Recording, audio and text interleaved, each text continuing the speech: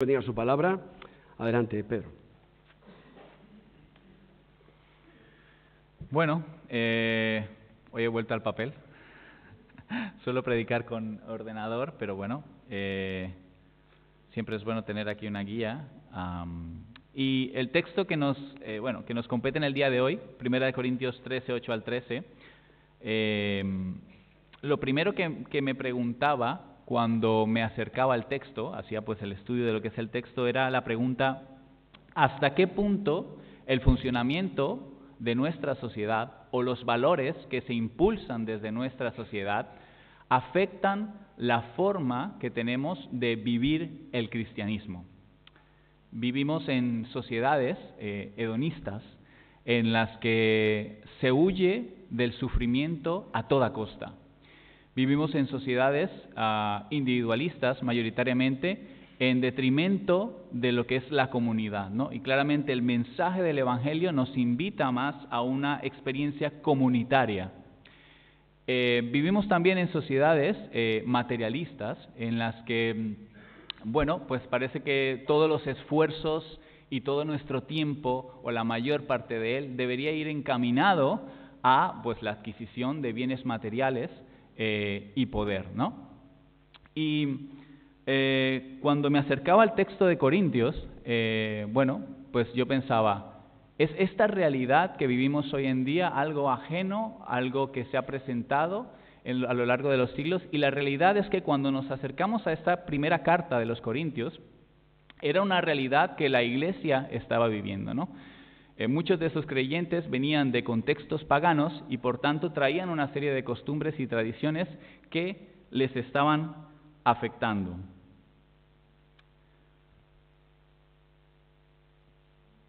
Ahora, el pasaje que nos concierne en este día es tan importante porque Pablo intenta mostrar a sus lectores cuál debe ser el principio sobre el cual los creyentes en la iglesia de Corinto, y por extensión la Iglesia Universal, debe seguir. Es decir, cuál es el principio fundamental sobre el cual debemos basar nuestras prácticas, nuestras vivencias y nuestra experiencia actual, ¿vale?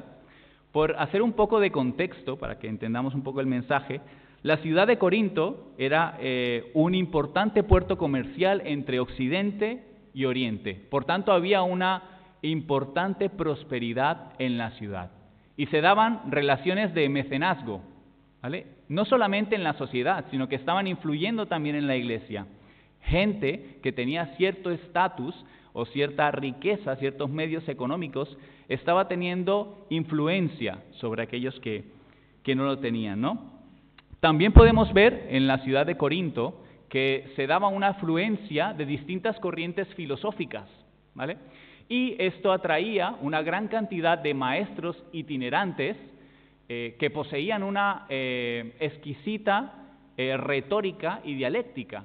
Esto generaba dentro de la sociedad que hubiera, partidismos, ¿no?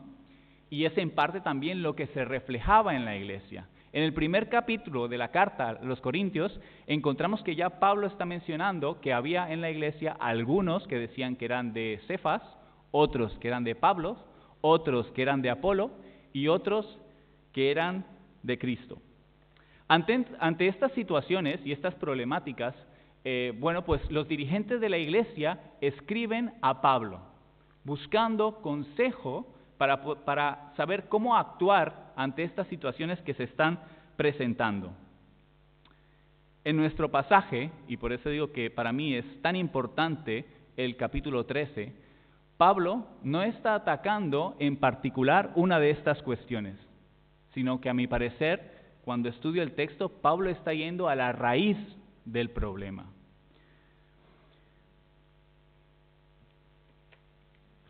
Ahora, en este capítulo 13, Pablo nos viene hablando acerca del amor. Y primeramente nos expone una serie de prácticas que podríamos considerar como virtuosas. Una de ellas es entregar todos los bienes materiales a los pobres. Posteriormente, Pablo nos describe a través de distintas cualidades cómo es ese amor del cual él está haciendo referencia, ¿no? Dice que ese amor es sufrido, en otras versiones dice que es paciente, ese amor es benigno, no es jactancioso, no se envanece. Y en este texto, que es el cual en que nos compete, Pablo va a entrar a hacer una serie de contrastes, ¿vale? Y lo que quiero proponeros, para facilitar un poco el entendimiento de estos contrastes y lo que Pablo está tratando de decir con cada uno de ellos, es que generemos dos categorías, ¿vale? A nuestro lado derecho, esta categoría se va a llamar el tiempo de lo imperfecto o de lo parcial, ¿vale? Si queréis la escribimos aquí. El tiempo de lo imperfecto y de lo parcial. Y en el lado izquierdo lo vamos a denominar el tiempo de lo perfecto, ¿vale? Y vamos a ir estudiando cada uno de los contrastes que el apóstol Pablo menciona para llegar al corazón de este texto. Versículo 8. Pablo contrasta el amor y dice que nunca cesará o nunca dejará de ser. Este amor podríamos ubicarlo tanto en esta categoría como en esta categoría, porque nos dice que nunca dejará de ser, ¿vale? Pero para que veamos mejor el contraste, lo vamos a ubicar aquí. Dice Pablo, el amor nunca dejará de ser, o nunca deja de ser, ¿vale? Y luego los menciona una serie de dones u operaciones espirituales que eran parte de la experiencia de la iglesia de Corinto. Nos habla de las lenguas, nos habla de la profecía y nos habla del conocimiento. Y nos dicen, Pablo, que estas cosas cesarán, se acabarán, ¿vale? Entonces las vamos a ubicar a este lado, ¿vale? Estas cosas que cesarán, ¿vale? Y ubicamos aquí el amor. El amor no cesará, no se acabará nunca. Pero nos explica la razón de por qué es esto. Dice, porque en parte conocemos y en parte profetizamos. Es decir, esto que está en el tiempo de lo imperfecto o de lo parcial, ¿vale? Es en parte, es una de las cualidades que tiene esa profecía y ese conocimiento. Y dice, pero cuando venga lo perfecto, lo que es en parte se acabará, ¿vale? Y este es el primer contraste que hace Pablo en el texto que tenemos. Ahora, en la siguiente figura que utiliza Pablo, echa mano de algo de lo que estamos muy familiarizados, porque se trata de nuestra condición humana, en cuanto a nuestro paso de la niñez a la adultez. Y Pablo va a decir lo siguiente, cuando era niño, y utiliza 3 verbos o acciones que hacen referencia a la práctica o al uso de estos elementos que nos ha mencionado anteriormente, que formaban parte de la experiencia de la iglesia de Corintio. Cuando era niño, hablaba como niño las lenguas, pensaba como niño y juzgaba como niño, la profecía y el conocimiento, ¿vale? Entonces, ubicamos la niñez en este lado, del tiempo de lo imperfecto o lo parcial. Y luego nos dice que cuando fui hombre, las cosas de niño quedaron atrás. ¿Veis? Es una analogía que está utilizando para expresar el mismo contraste.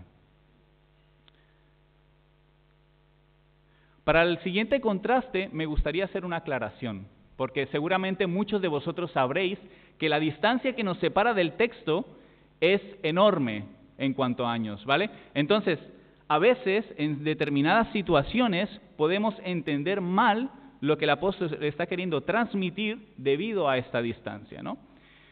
El elemento que va a utilizar Pablo es el espejo. Hoy en día, cuando vemos a un espejo, vemos con una buena nitidez en nuestro rostro, pero en la época que escribe el autor de esta carta, los espejos eran una plancha metálica, a través de la cual, obviamente, imaginaros una plancha metálica, el rostro se veía con cierta dificultad, como algo borroso, digámoslo así, ¿no? Entonces, teniendo en cuenta esto, el versículo que nos compete, o sea, el siguiente contraste dice, pero ahora vemos por espejo. Ahora vemos por espejo. ¿vale? ¿Y con qué lo contrasta? Dice, pero entonces, es decir, en el futuro, en el tiempo de lo perfecto, veremos cómo, cara a cara. Dejadme un minuto, me ubico en el texto porque me he perdido, no estoy acostumbrado al papel. ¿Vale?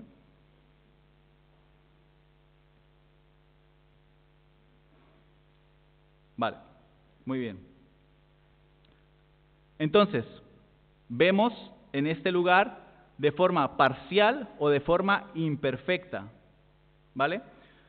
¿Dónde vemos esta analogía del espejo? Esta analogía del espejo la encontramos 2 veces en el Nuevo Testamento.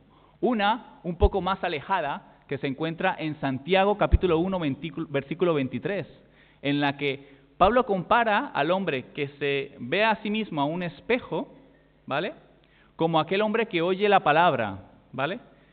¿Sí? Pero dice que este hombre se va y se olvida de lo que vio, ¿no? Ese es el que no hace lo que oyó, el que oyó la palabra, ¿vale? Entonces vemos esa analogía de la persona que oye la palabra con aquel que se refleja a sí mismo en un espejo. Pero es que tenemos otra analogía mucho más cercana, que la encontramos en 2 de Corintios, capítulo 3, versículo 18, en la que dice, por tanto nosotros todos, mirando a cara descubierta, como en un espejo, la gloria del Señor, somos transformados de gloria en gloria en la misma imagen, como por el Espíritu del Señor. Entonces, claramente aquí nos está describiendo esta experiencia imperfecta o parcial, que es una experiencia presente, y una experiencia futura de lo perfecto. En la segunda parte de este versículo,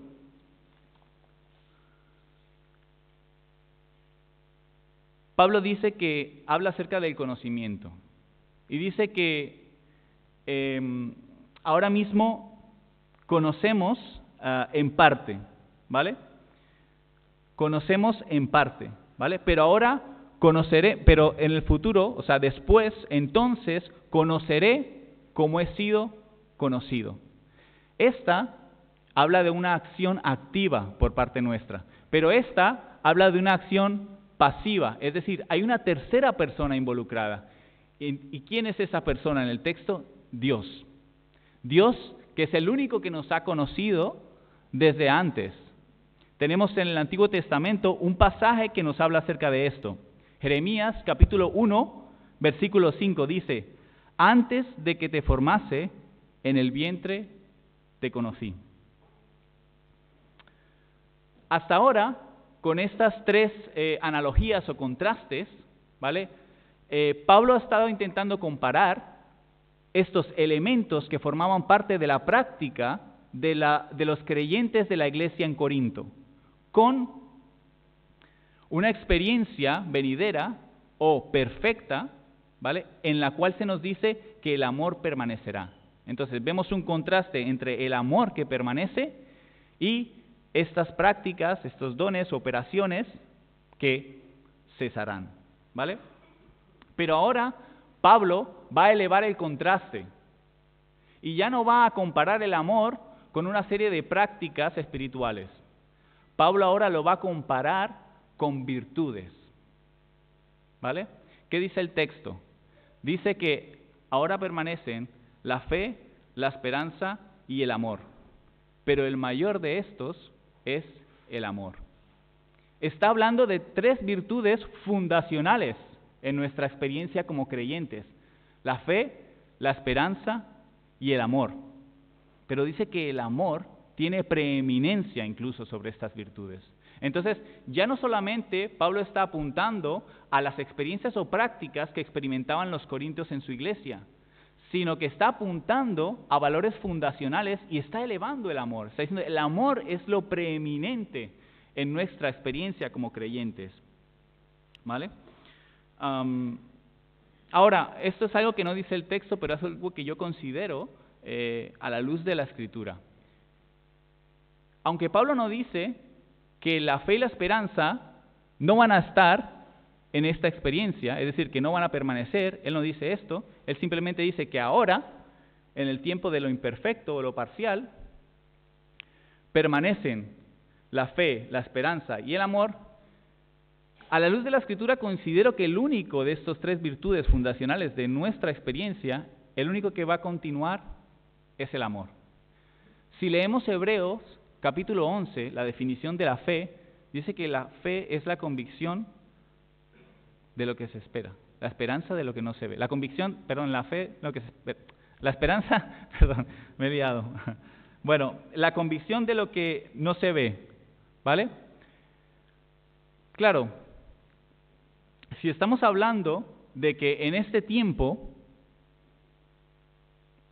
lo que hemos estado por tanto tiempo anhelando y esperando, ya lo habremos recibido, ¿qué sentido tiene? Si en este tiempo, como dijo el apóstol Pablo, veremos cara a cara, ¿qué sentido tiene tanto la fe y la esperanza? Por tanto, el único que persevera y permanece a lo largo del tiempo, tanto en nuestra experiencia actual como en la experiencia futura, en la presencia del Señor, será el amor. ¿Cuáles son las conclusiones e implicaciones de todo este mensaje potente que Pablo está desplegando a través de distintas figuras literarias? Lo que quiere transmitir a los corintios el apóstol Pablo es que el amor debe ser aquello que fundamente cada una de sus prácticas, cada una de sus experiencias, cada una de sus vivencias como cristianos en este mundo.